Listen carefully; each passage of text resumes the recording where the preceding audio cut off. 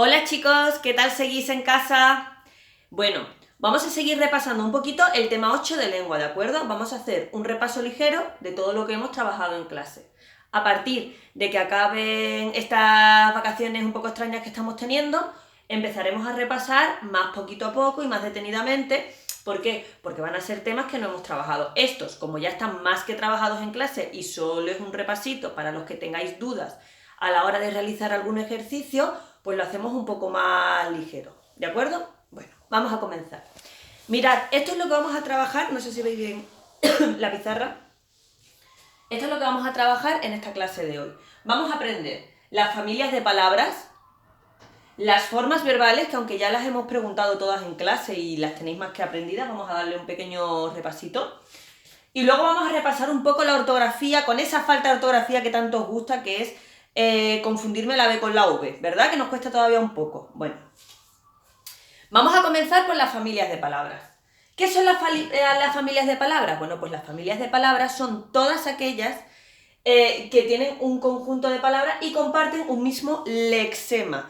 Vamos a aprender lexema. ¿Qué es un lexema? Bueno, pues un lexema es la raíz de una palabra, la parte que no varía de esa palabra, siempre se permanece igual. Y a partir de esa raíz va compuesta de distintos morfemas o desinencias, que es la parte que sí varía de la palabra.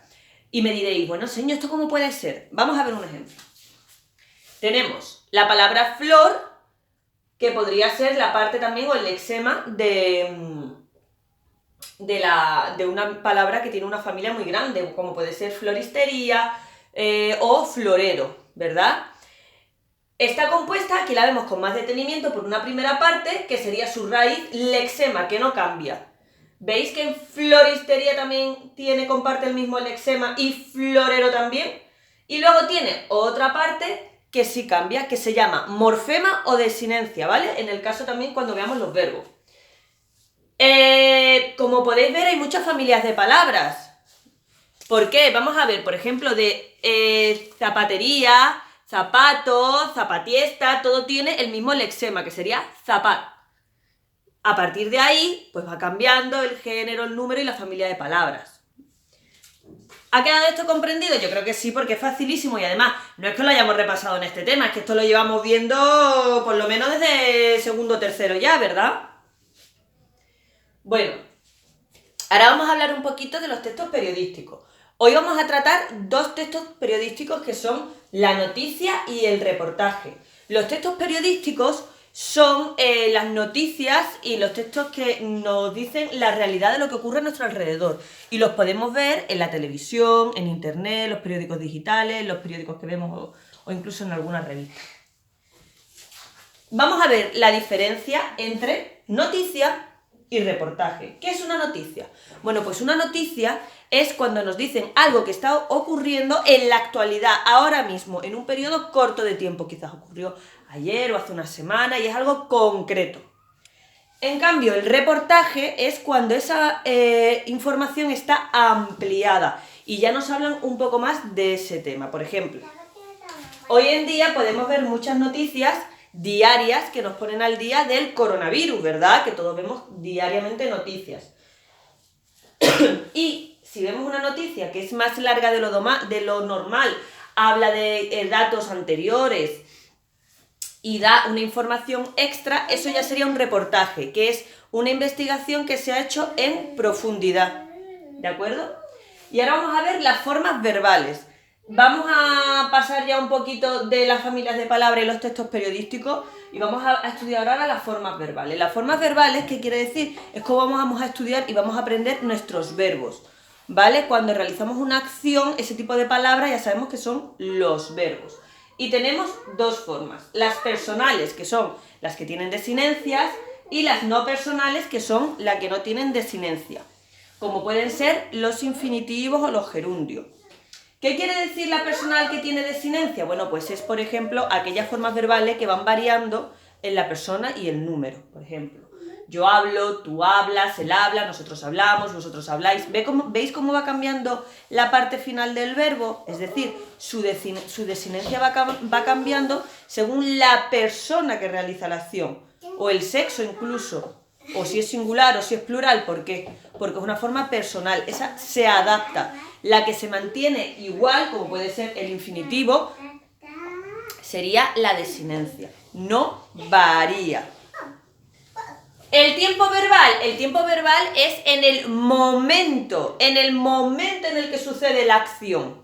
Por ejemplo, será o presente, la seño Alicia está dando clase; pasado, la seño Alicia nos dio una clase; o futuro, la seño Alicia mañana dará otra clase. ¿Veis la diferencia de los tiempos verbales? Pasado, presente o lo que va a suceder, que será el futuro. Vamos a repetirlo. Pasado, presente o futuro. Estos serían los tiempos verbales. Vamos a seguir con la conjugación verbal. Esto lo hemos repetido en clase millones de veces. Los verbos tienen, según su infinitivo, unas terminaciones. ¿Qué significa esas terminaciones? Bueno, pues es lo que termina el verbo. En este caso hay de 3 clases: ar, ir. Las conjugaciones verbales son el lexema más la desinencia, ¿vale? La desinencia es la parte que varía, hemos dicho, y el lexema la que se mantiene siempre fija, la raíz. Como si fuera, ¿por qué se dirá raíz? Porque es como si fuera la raíz de una planta. Por mucho que la planta crezca y cambie la raíz, ahí está, fija, no cambia. La primera conjugación verbal son todos aquellos verbos que terminan en ar. La segunda serían los verbos que terminen en er. Y la tercera conjugación verbal sería ir. Por ejemplo, bailar sería primera conjugación porque termina en ar. Y el verbo vivir, que termina en ir, sería la tercera conjugación. ¿Podríais vosotros decirme un verbo de cada conjugación? Yo creo que lo podríamos pensar. Venga, decirme un verbo de la primera conjugación. Un verbo de la segunda. ¿Y uno de la tercera? Muy bien, aunque alguno ha estado callado, ¿eh? Alguno ha estado callado. Y vamos a terminar de repasar este tema, por último, con la ortografía. Que es decir, vamos a aprender en esta ocasión algunas de las normas de cuándo tenemos que utilizar la B y cuándo tenemos que utilizar la V. Ya sabéis que luego no os preocupéis que os mando fotos de la pizarra. Podéis parar el vídeo las veces que sea necesario, ¿vale? Mirad, esto hay que practicarlo y estudiárselo. No basta solo con comprenderlo, porque se nos puede olvidar y luego podemos cometer faltas de ortografía, ¿vale? Que ya sabéis que a la seño le dan mucho coraje, aunque nos podemos despistar en algún momento, hay que tener siempre cuidado con la ortografía. Se escriben con B todas las palabras que empiezan por bur, bu o bus. Por ejemplo, bufanda. O burro, que también empezaría, ¿vale? O busto. Los verbos que su infinitivo acaben en vir o buir, como por ejemplo, contribuir o percibir. Pero hay 3 verbos que, aunque acaben en el vir, se escriben con V. Eso se llaman excepciones, es decir, que están fuera de la norma y son vivir, hervir y servir. Vivir, hervir y servir irían, que aquí pongo la rayita para decir que lo he dicho ya arriba, diríamos que va con V. Y también las terminaciones verbales que acaban en aba, abas y ábamos, como por ejemplo, hablaba. Ahora vamos a estudiar las palabras que terminan con V. Todos los adjetivos que terminen en ivo, evo, eve. Ya sabemos que los adjetivos son aquellas palabras que nos dicen cómo es algo, que no se nos olvide. Por ejemplo, nuevo. Mi casa es nueva, como acaba en evo o eva, con V. Y después de poner siempre una letra B, una letra N o una letra D, inmediatamente después iría una V. No podríamos poner una B jamás. Por ejemplo, enviar o envidiar o adivinar. Bueno, hay muchas. Ir pensándome a ver qué palabras se os ocurren que después lleven B y lleven V. Y a ver con qué regla ortográfica va. A ver si me podéis hacer una mini listita para yo verla.